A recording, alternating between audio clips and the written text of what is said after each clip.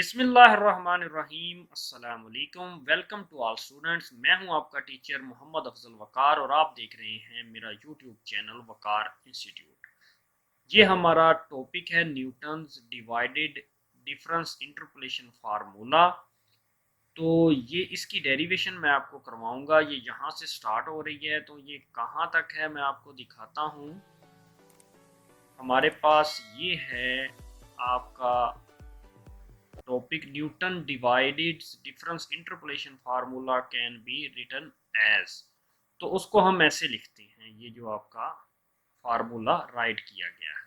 तो ये मैं आपको बोर्ड पे लेके चलता हूँ और वहां पे इसकी कंप्लीट डेरिवेशन जो है वो आपको बताता हूँ। अब हमारे पास Newton's divided difference interpolation formula जो है, ये इसकी डेरिवेशन मैं आपको बताऊंगा। तो ये जो है फार्मूला, उस पर ज़रा गौर करते हैं। Let y is equal to f of x be a function which takes value y0 y1 and so on yn तक एक फ़ंक्शन आपने लेट करना है और जो आपने फंक्शन की वैल्यूज़ लेनी है वो लेनी है y0 y1 and y2 and so on yn तक, corresponding to x is equal to xi। और i जो है यहाँ पर आपने 0 से 1 तक लेना है, यानी x0 x1 and so on xn तक। We choose an interpolating polynomial interpolating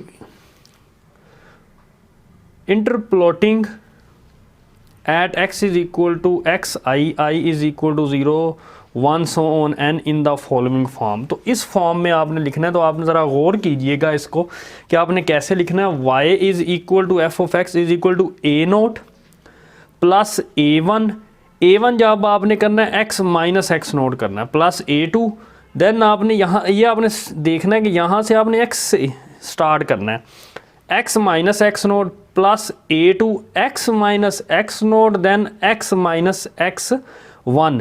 यानी ये जो आपका a0 है या a1 है, तो इससे आपने n माइनस 1 तक जाना है, यानी 1 माइनस 1 0 x से स्टार्ट करना है। तो अब ये है n जो है यहाँ पे 2 है, तो आपने x माइनस x1 तक जाना है। ऐसे ही ये आपकी जनरल टर्म है, लास्ट टर्म, nth टर्म जिसको हम कहते हैं।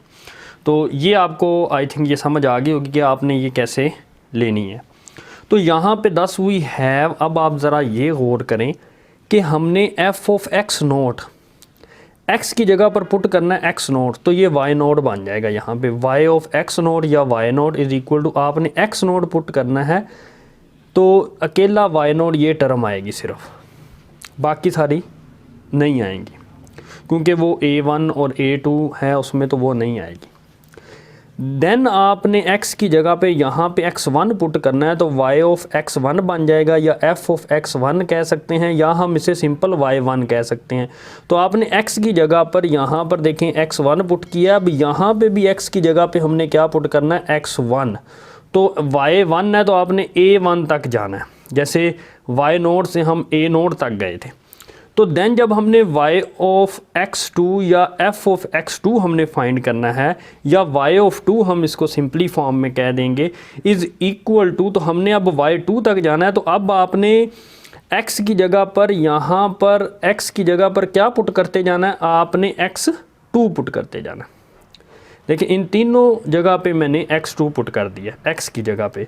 x0 को नहीं आपने चेंज करना, x1 को नहीं आपने चेंज करना, आपने सिर्फ x की जगह पर x2 जो है वो पुट कर देना है। अगर आप f ऑफ x2 या y2 कर रहे हैं, अगर आप f ऑफ x1 या y1 कर रहे हैं, तो फिर आपने x की जगह पर x1 पुट करना है।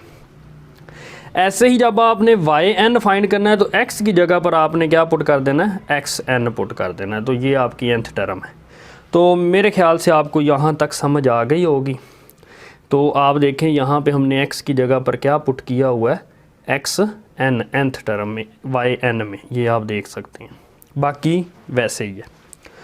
अब the coefficient a0 a1 and so on an तक can be easily obtain from the above system of equation. ये सिस्टम ऑफ इक्वेशंस हैं as they form a lower triangle matrix. तो ये ट्राइंगल लोअर ट्राइंगल मैट्रिक्स है, क्योंकि ऊपर वाली जो है वो डायगोनल्स क्या होते जाएंगे, वो ज़ीरो होते जाएंगे। तो अगर आप यहाँ पे लिख दें तो ये ज़ीरो हो जाएंगे। तो ये वो डायगोनल से आप लो ट्रायंगल मैट्रिक्स बन रहा है, तो आप डायगोनल की एंट्रीज से आप सिंपली जो है वो क्या कर सकते हैं, इससे ए नोट की वैल्यू फाइंड हो जाएगी। ऐसे ही ए नोट की फाइंड हो गई तो देन ए वन की तो आप इससे जो है वो ईज़िली फाइंड कर सकते हैं।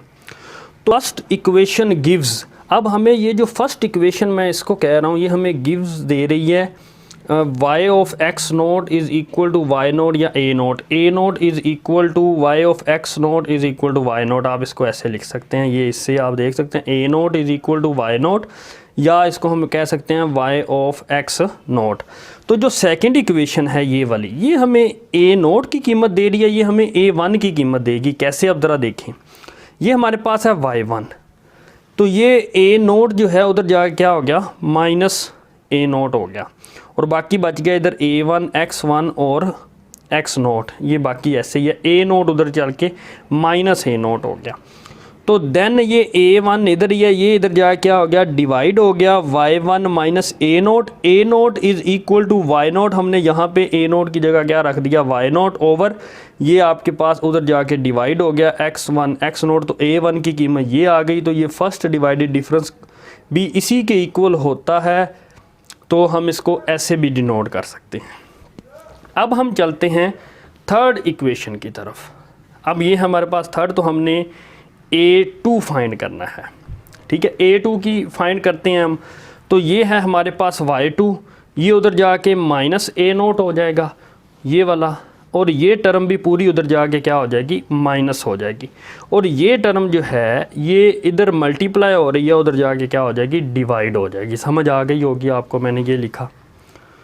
तो देन आपके पास है y2 माइनस a नोट की कीमत हमारे पास है y नोट, हमने ये पुट कर दी, माइनस अब हमारे पास जो है यहाँ पर a1 है, a1 की कीमत है हमारे पास, अगर हम देखें a1 is equal to y into x naught x1, ये मैंने लिख दिया एज इट इज़, और a1 की कीमत मैंने ये लिख दी, ये लिखी हुई a1 की कीमत, ठीक हो गया।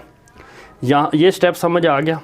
देन नेक्स्ट स्टेप में हमने क्या करना है, नेक्स्ट स्टेप में हमने ये किया है कि y2 माइनस, अब यहाँ पे y1 कैसे आ गया, अब ये देखना है हमने, ये स्टेप देखना है। ये हमारे पास a2 is equal to y2 minus y1, तो ये y1 कैसे आ गया, तो आपने अपनी तरफ से माइनस y1 किया और प्लस y1 किया, माइनस y1 और प्लस y1 आप कर सकते हैं एक इक्वेशन में। तो दूसरा स्टेप ये कैसे आ गया, x1 माइनस एक्स नोट, ये आपने नीचे जो है डिवाइड किया, ऊपर है आपने मल्टीप्लाई कर दिया। तो ये सीन है कि y1 को नेगेटिव और प्लस y1 कर दिया, और over x1 minus x note ये कर दिया आपने। अब बाकी जो है वो एज इट इज़ है, बाकी ये स्टेप भी आपको समझ आ गया होगा। अब नेक्स्ट जो हम सिंप्लीफाई कर रहे हैं, y2 माइनस y1 प्लस, अब ज़रा देखें कि हमने क्या किया कि ये जो है आपका जो हिस्सा है, ये जिसको मैंने सर्कल कर दिया है, ये बराबर होता है आपके y एक्स नोट x1। ये देखें यही कीमत है ना, y1 minus y note over x1 minus x note. तो ये आपने y into x naught x1 के इक्वल है, बाकी सारा ये वैसे ही है। अब ये नेक्स्ट स्टेप को हम देखते हैं, ये क्या है हमारे पास, y2 माइनस y1, ये जो है हमने कॉमन ले लिया, y into x naught x1 इधर भी है और ये भी है, ये कॉमन लिया जब, x1 minus x note minus x2 plus x note, ये माइनस एक्स नोट और ये प्लस हो जाएगा, ये कैंसिल हो जाएंगे और माइनस x2 यहाँ पे आ जाएगा, बाकी सारा ये ऐसे ही है। तो ये भी आई थिंक आपको समझ आ गई होगी, बहुत इजी है। नेक्स्ट है, मैं इसको बाहर ले जाता हूँ 1 over x2 minus x note को, बाकी आपके पास ये बच जाता है x2 माइनस x1। आपने इस टर्म के साथ भी आपने क्या कर दिया, डिवाइड कर दिया इसको, और इसके साथ भी डिवाइड कर दिया। ये जो है आपका क्या बन जाता है, ये पूरा जो है ये बन जाता है आपका, यही चीज़ बन जाती है y ऑफ x1 x2 बन जाता है, माइनस ये जो है आपका, ये ज़रा अब आप गौर करें कि ये जो है x2 माइनस x1 है, ये x1 माइनस x2। आप माइनस को कॉमन ले लें, जब आप माइनस को कॉमन लेंगे तो ये प्लस वाला माइनस हो जाएगा, ये माइनस वाला प्लस हो जाएगा, ये x1 माइनस x2 ये है, तो ये दोनों कट जाएंगे और ये माइनस प्लस माइनस हो जाएगा, और ये आपका अकेला बच जाएगा y x naught x1 over, तो ये आपका ओवर है x2 माइनस एक्स नोट। तो ये जो है ये कहलाता है y into x naught x1 x2, तो ये आपकी वैल्यू क्या है, a2 टू की वैल्यू है। आगे कुछ क्वेश्चन सॉल्व होता है तो यहाँ पे जगह नहीं थी तो मैं इसको अरेज कर दूँगा, इस पार्ट को आपको समझ, बाकी मैं लिखा रहने दूँगा और ये आपको क्या है आगे नेक्स्ट जो है वो फार्मूला जो है वो सम अप करते हैं। A2 की वैल्यू हमारे पास निकल आई है। A2 ऐसे ही आप A3 की वैल्यू भी फाइंड कर सकते हैं। A3 is equal to y x0 x1 x2 and x3। तो जैसे ये A0 की थी y ऑफ x0, A1 की थी y ऑफ x0 x1, ऐसे ही A2 की है y of x0 x1 x2। यानी A1 होगा तो x1 तक जाना है, A0 होगा तो x0 तक ही रहना है, A2 होगा तो x2 तक जाना है, A3 होगा तो x3 तक जाना है, x0 से लेकर। तो ये है हमारे पास वैल्यूज़ आ गई हैं। तो ये जो थी आपके पास ये मैंने राइट किया था, इसको आप इक्वेशन ए का नाम दे दें। तो इसमें आपने A1 की, A0 की, A1 की और A2 की आपने वैल्यूज़ पुट कर देनी है। तो ये है हमारे पास A0, तो उसकी कीमत है आपके पास Y0, हमने ये पुट कर दी यहाँ पे, प्लस A1 की कीमत जो है वो है y इंटू x0 x1, वो ये पुट कर दी, और बाकी x माइनस x0 वैसे ही है। ऐसे ही A2 की कीमत जो है वो ये है हमारे पास, ये हमने निकाली है y x0 x1 x2 ये लिख दिया, और बाकी ये दोनों जो हैं ये वैसे ही लिख दी। अब हमारे पास ऐसे ही ये हमारे पास an है, तो an की वैल्यू जो होगी वो x0 x1 so on xn तक होगी, और बाकी ये वाली वैल्यू हमने यहाँ पे लिखी। और ये जो है आपका ये जो फॉर्म है,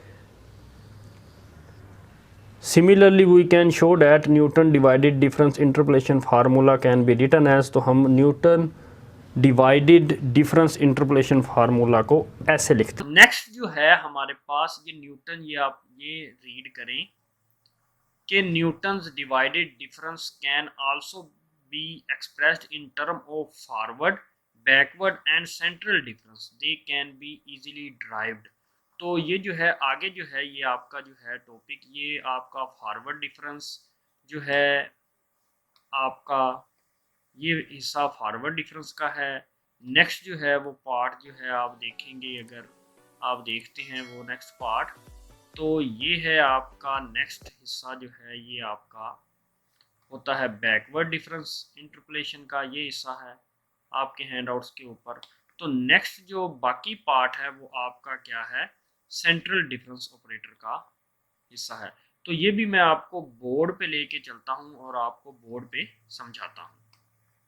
डिवाइडेड डिफरेंस या Newton divided difference interpolation formula का जो रिलेशन है फॉरवर्ड, बैकवर्ड और सेंट्रल डिफरेंस के साथ, वो मैं आपको समझाने जा रहा हूँ। सबसे पहले फॉरवर्ड डिफरेंस के साथ जो रिलेशन है वी हैव, ये हमारे पास हम जानते हैं ये फार्मूला है, और हमें पता है कि फॉरवर्ड डिफरेंस ऑपरेटर ये है y1 minus y0 is equal to forward difference operator या डेल y0 ओवर h, ये आपके पास h है। ऐसे ही ये अब हम फार्मूला इसके इक्वल है, तो ये होगा ये डेल y0 और ये हमारे पास डेल y1 और माइनस ये डेल y0 के इक्वल होता है, हम जानते हैं। तो ये y1 के इक्वल और ये y0 के इक्वल होगा over h, and x2 minus x0 जो है आपके पास क्या आ जाएगा 2h, क्योंकि x2 से लेकर x0 तक है, तो वो जो इंटरवल बनते हैं वो h के 2 बनते हैं, तो इसलिए 2h आ जाएगा। तो इसको सिंप्लीफाई करेंगे तो आप ये हासिल करेंगे डेल स्क्वायर y0 ओवर 2 का फैक्टोरियल और h स्क्वायर। तो ये फर्स्ट का है, ये हमारे पास सेकंड का है, जनरली सेकंड तक है, ये फर्स्ट तक है। अगर n तक जाएंगे तो ये फार्मूला यही बनेगा कि डेल सेकंड तक जाते हैं, x2 तक जाते हैं तो 2 आता है, n तक जाते हैं तो यहाँ पे n आएगा। ऐसे यहाँ पे 2 का फैक्टोरियल है तो n का फैक्टोरियल, और यहाँ पे h की पावर क्या होगी n होगी। ऐसे ही बैकवर्ड डिफरेंस है, बस यहाँ पे नेबुला यानी क्या कहते हैं इसको, बैकवर्ड डिफरेंस ऑपरेटर जो है, तो ये है इसको, वैसे ही ये फार्मूला है तो वैसे ही ये आपके पास ये आएगा, मगर इसमें फ़र्क क्या है आपके पास कि इधर डेल्टा है और इधर नेबुला है, या आप ऐसे कह सकते हैं कि ये फॉरवर्ड डिफरेंस ऑपरेटर है और यहाँ पे क्या है बैकवर्ड डिफरेंस ऑपरेटर है। तो यही फार्मूले अगर आपने फॉरवर्ड, बैकवर्ड और सेंट्रल डिफरेंस का जो टॉपिक है मैंने मिड टर्म से पहले का, तो वो आपको देखना पड़ेगा। अगर आपको फार्मूलों की समझ नहीं आई कि ये डेल वाई नोट के इक्वल है होता है, तो वो पूरा मैंने एक्सप्लेन किया हुआ, तो उसका लिंक जो है वो मैं डिस्क्रिप्शन में दे दूंगा, तो आप वहाँ पे जाके फॉरवर्ड बैकवर्ड सेंट्रल डिफरेंस का लेक्चर जो है देख सकते हैं। तो सेंट्रल डिफरेंस है, तो सेंट्रल डिफरेंस का हमें पता होता है ये सेंट्रल डिफरेंस ऑपरेटर है y1/2 ओवर एज। तो ऐसे ही आप ये इसका फार्मूला है, इसका फार्मूला जो होगा वो फर्स्ट से डिवाइडेड डिफरेंस है, ये सेकंड डिवाइडेड डिफरेंस है, तो उसका फार्मूला ये बनेगा आप इसको जब सिंप्लीफाई करेंगे। ये हमारे पास जनरल फॉर्म है। जनरल फॉर्म आपने देखना पड़ना है कि आप क्या चाहते हैं कि ये x 1 तक आपने लेना, तो यहाँ पे m की जगह क्या रखें कि 1 तक आ जाए। तो यहाँ पे तो कुछ नहीं है, यहाँ पे अगर हम 0 रखेंगे m को तो ये फार्मूला लगेगा आपका, ये बन जाएगा x 1 तक, क्योंकि 2 0 0 + 1। अगर आपने x 2 तक लेके जाना है तो इसकी जगह पे आप क्या रख दें, 1 रख दें। अगर x 3 तक लेके जाना है तो आपको यहाँ पे क्या रखना पड़ेगा, 2, यहाँ पे 1 रख दें, 0 के बाद 1 रख दें, तो आपका क्या आ जाएगा, यहाँ पर 2 1 2 + 1 3 आ जाएगा। तो ऐसे ही ये फार्मूला आपका जो है सेंट्रल डिवाइडेड डिफरेंस का फार्मूला बन जाएगा। यहाँ पर मैं एक और बात कहना चाहता हूँ कि एक लेक्चर को बनाने के लिए मुझे काफ़ी ज़्यादा रिसर्च करनी पड़ती है, हैंडआउट्स पे काफ़ी ज़्यादा गलतियाँ होती हैं, कुछ बातें अधूरी बताई होती हैं, मुझे और बुक्स देखना पड़ती हैं। तो एक लेक्चर को मुझे बनाने के लिए 5 से 6 दिन भी लग जाते हैं, या इससे ज़्यादा 1 वीक भी लग जाता है। मैंने कुछ लेक्चर्स ऐसे देखे हैं कि जो काफ़ी ज़्यादा उसमें गलतियाँ होती हैं, तो वो मुझे फिर दूर करनी पड़ती हैं। तो जो मेरी कोशिश ये होती है कि मैं कोई दूसरा मेथड ना कराऊँ, जो आपके हैंडआउट्स के ऊपर मेथड है उसी पे फोकस रखूँ, कोई भी अगर क्वेश्चन मैं करवा रहा हूँ। तो बाज़ जो है मैंने कमेंट सेक्शन में चेक किया था कि बाज़ जो हैं वो स्टूडेंट्स जो हैं वो नाराज़ हैं, कि वो ये कहते हैं कि सर क्या आप फ़ाइनल के बाद सारे लेक्चर्स बनाएंगे। तो इसमें ये है कि मुझे काफ़ी ज़्यादा दुश्वारी पेश आ रही है कि जब मैं हैंडआउट्स को देखता हूँ तो उसमें काफ़ी गलतियाँ होती हैं। तो आप जो है मेरी वीडियो को लाजमी लाइक किया करें और नीचे जो है कमेंट सेक्शन में लाजमी कमेंट किया करें। Thank you. उम्मीद करता हूँ कि आपको आज का लेक्चर समझ आ गया होगा। For more video subscribe to my channel and stay tuned with Waqar institute. Thank you.